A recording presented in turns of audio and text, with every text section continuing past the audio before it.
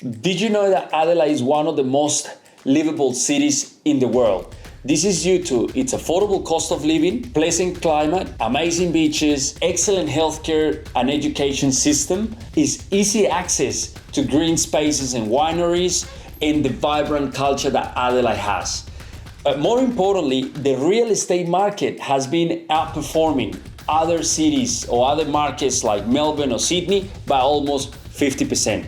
So if you're looking at investing or you're looking at buying property in South Australia, in particular in Adelaide, this video is for you.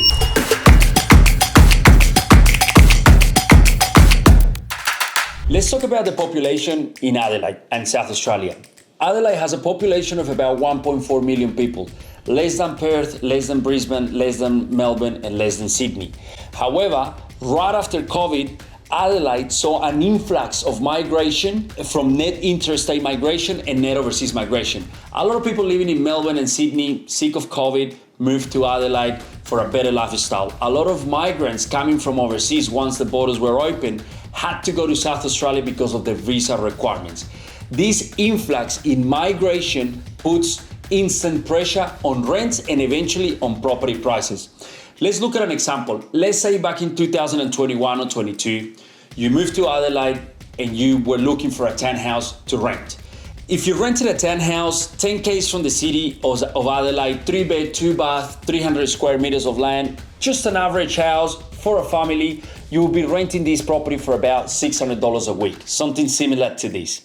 Now, $600 a week times 52 weeks, that's probably around $30,000 a year.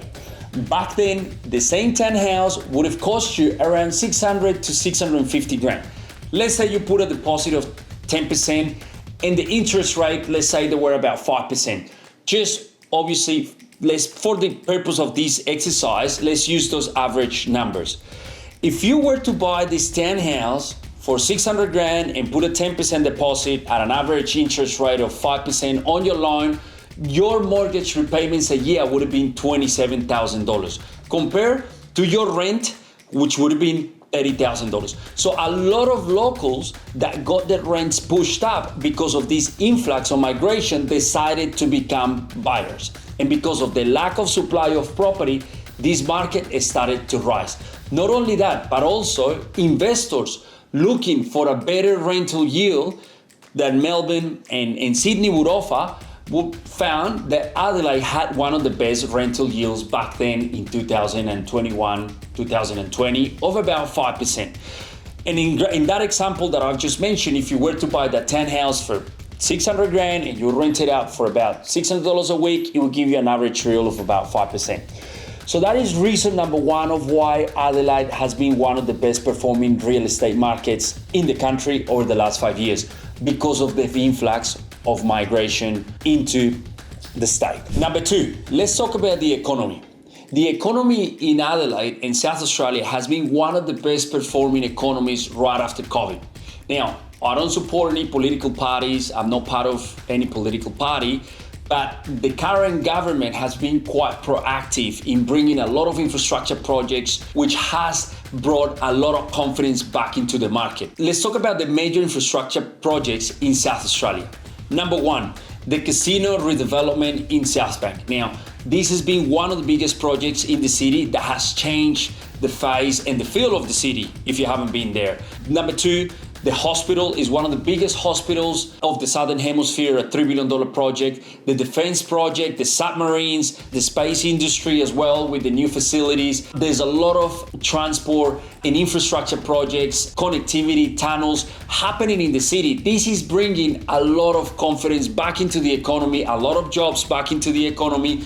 But most importantly, the economy in South Australia transitioned from becoming an economy based on agriculture and manufacturing, which back then it had a lot of the factories that supported a lot of the jobs in the city, and it transitioned into an economy based on finance and construction. So that has taken place over the last 7 years. That transition plus the infrastructure projects, plus the government policies has brought a lot of confidence back into the market, which a lot of investors see that as a positive, because if you have a lot of infrastructure projects means that a lot of people have jobs, and if people have jobs, then they have disposable income, and if the incomes are going up, then typically that money goes back into property prices or real estate or renovations, and that's typically how the cycle works. So that is a very important point to take into account, because that is pushing the economy forward.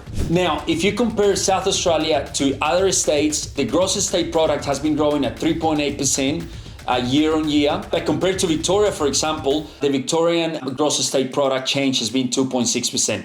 The best performing state has been Australian Capital Territory and WA. And here is the map in case you want to see it. Now, let's talk about the interesting stuff. And let's have a look at some of the options that you as an investor or home buyer will have if you were to invest or buy a home in South Australia. Now, Adelaide as a market is still quite affordable. And when I say quite affordable, I mean, yes, it has gone up in price like most other cities, or some of those cities, the cities that have good fundamentals, which is why we're obviously going through the main fundamentals of, population, supply of property and the economy. But it is a fact that it has gone up in price. I'm not saying that it hasn't and there's still a lot of value. It has moved up in price, but it's still quite affordable for an average family to buy a home in Adelaide. Before I can show you the options of what you can get for your money in Adelaide, I'm going to give you a little bit of a rundown of the locations. As everything in property, location is the most important thing when it comes down to choosing good investments. So let's talk about the locations in Adelaide. Now, all the cities in Australia are designed around the CBD. Most of them have a river going through the CBD, and most of them have hospitals, train lines, shopping centers, affluent areas, private school zones, growing areas, beach city side areas, and other areas that typically gentrified or change over time. In Adelaide, if you look at the Adelaide CBD, east of the Adelaide CBD and south of the Adelaide CBD, and sort of northeast and east and south of the Adelaide CBD, about 5K radius, you find the most affluent areas in Adelaide. Now, this is not my opinion. This is what the locals have told me. I used to live there for 2 years. We bought a number of properties for our clients, and we have gone down and experienced firsthand these locations. These locations, premium locations, have usually a lot of scarcity, a lot of character homes. They have good infrastructure, good schools, great cafes, great shopping centers, and good lifestyle. If you were to look at properties in Unley, Norwood, Parkside, these properties, the median house price would be around $2 million, in particular in places like Unley Park, which is one of the most expensive suburbs in South Australia. Now, I'm giving you this rundown of the location so you can understand the different types of properties and entry points in the market. Eastern suburbs and southeast, the most expensive. North is where all the growth is happening in South Australia. Up north is basically the only place that Adelaide as a city has to grow. You have a lot of affluent areas up west. It's very trendy, it's gentrifying a lot, it's changing a lot, and you can get good quality homes, and there's a lot of good transport infrastructure all the way up to North Adelaide. Now, the beach city side areas, which is down here, they provide a lot of good lifestyle locations because obviously in close proximity to the beach. In south, there is a lot of growth down south, but there is not enough land to be developed down south because of the proximity to the wineries, and basically that's the end of Adelaide. So I hope this gives you a bit of a rundown of what Adelaide is from an investment point of view. So now let's talk about what options you will have if you're looking to invest in South Australia. Let's say you had $700,000 to $800,000 to invest in South Australia. And let's say you were an investor and you prefer a house recently built or brand new with low maintenance, in good condition, something that is not an asset that is not going to cost you a lot of headaches, that it doesn't require a lot of maintenance. You would potentially be looking at a property like this in Moffat Vale. It's a 3-bed, 2-bath, $700,000 to $800,000. Now, Moffat Vale is about 20 km from Adelaide CBD. What we do as an investor is we look at the infrastructure expenditure, we look at the supply of houses, we look at the long-term growth rate, and we look at the rental yield. Based on those indicators is how I make a decision of whether I want to invest in a suburb or not. Here, for the purpose of this video, I'm showing you, if you go on realestate.com, what you can get for $700,000 to $800,000 in South Australia, in a good owner-occupied area. This particular property, if you were looking at buying it, as you can see here in the photos, is brand new, it's recently built, it's in good condition, it will rent really well to young families. You could potentially buy that property for about 700 to 800,000 with a rent of 650, and the rental yield be about 4.5%. So that is an option if you were an investor that you wanted to buy a low maintenance property with a budget of 700 to 800,000. This particular suburb, as you can see here in the graph, in the last 12 months has had a growth of about 16%. 4% rental yield plus 16% price growth, it gives you an overall return of about 20% if you were to invest in this market 12 months ago. Now, let's say you were an investor and you like to develop or renovate or add value to the assets. And you had a budget of 700 to 800, where can you buy a property in South Australia for that money? Let's look at this particular property here in Modbury. Modbury is northeast of Adelaide. And this is the property. It's a property on a big land component, 3-bed, 2-bath with potential for renovation. It's got a massive land component, as you can see in the photos. You could potentially develop this property down the track. Now, in South Australia, like in every state, you have to look at the planning guidelines before you make a decision of buying a development site. There's a lot of things that need to take into consideration. My advice is that you do your own due diligence, like with every investment that you're gonna make.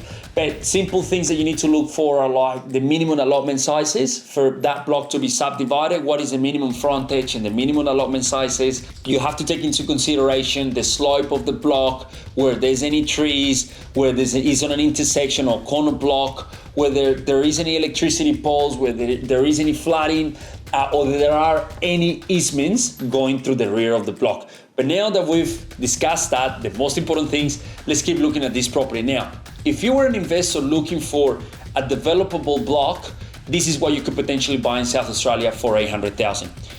If you rent it out for about $600, it will give you a rental yield of 4.3%. Now, if you were paying attention, at the beginning of the video, I did mention that the rental yields were at 5%.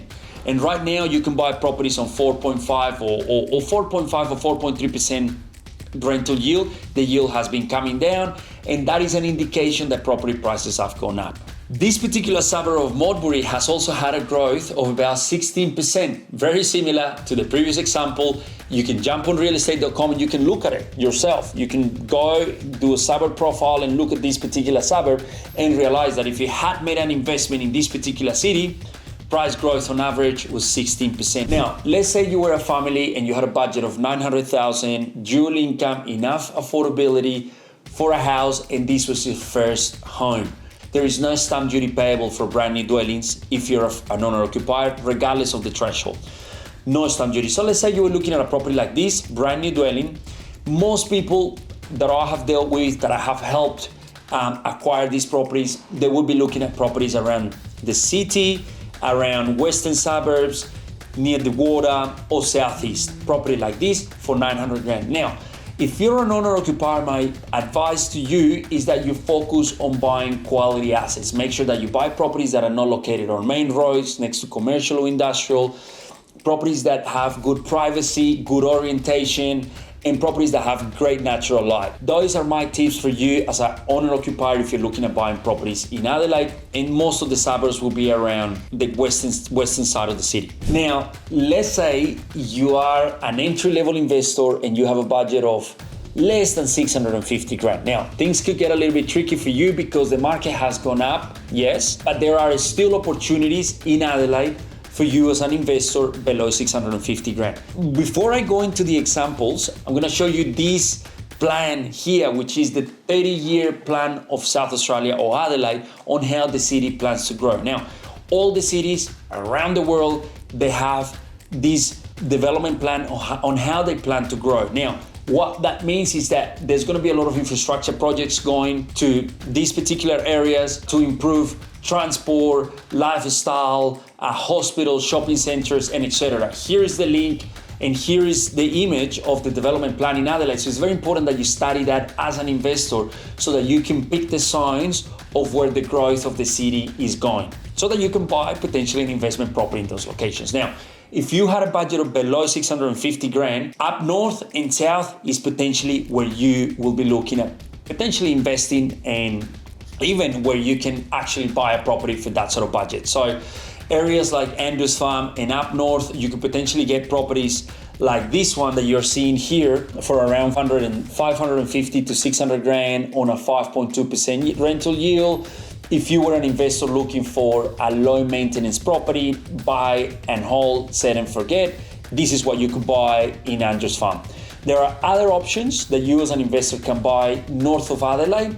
If you had less than 650 grand, if you were looking for a subdividable block of land, let's have a look at this property in Ingle Farm, which is obviously currently on the market right now and is going to auction for $610,000. As you can see this in this photo, in the block next door, it has been subdivided into 2 townhouses, and this particular property has development potential. So if you're an investor with a budget of less than 650 grand, there are still options in South Australia in the growth corridors for you to invest in that particular market. All right, guys, so I hope that I have shown you the different options that you have if you were looking at investing or buying a property in Adelaide with different budgets. As always, my recommendation to you is make sure you undertake your due diligence correctly.